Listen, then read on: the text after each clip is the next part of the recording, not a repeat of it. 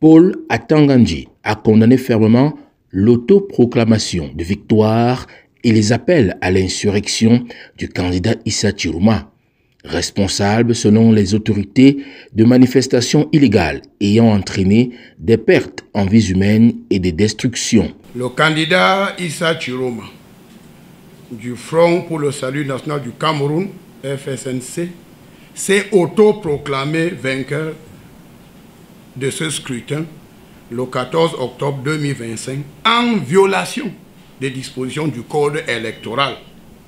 Dans la foulée, ses partisans ont organisé de violentes manifestations dans plusieurs localités de notre pays qui ont été maîtrisées grâce au professionnalisme des autorités administratives et de nos forces de sécurité.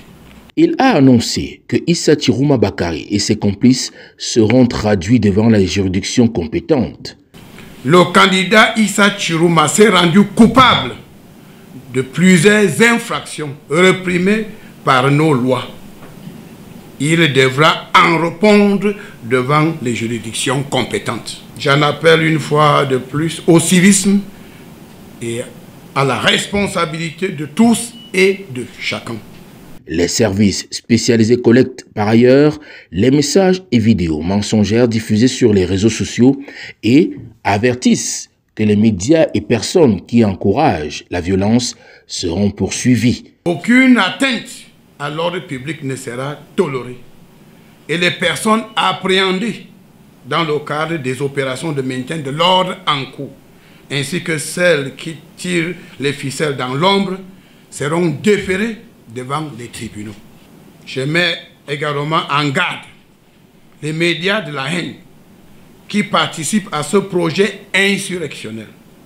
Ils devront tous répondre de leurs agissements devant la justice. Je tiens aussi à préciser que l'État veillera à ce que l'ordre règne et que la paix soit préservée sur toute l'étendue du territoire national.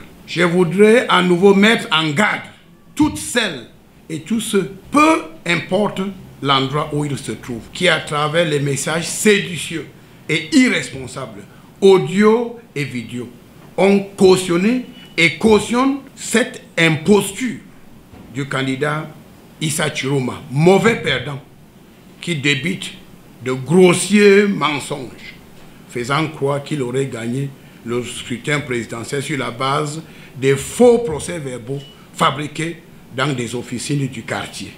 Malgré des incidents localisés, la situation sécuritaire est globalement sous contrôle. L'appel est renouvelé à tous les Camerounais pour le civisme, la reprise normale des activités et la construction de la paix.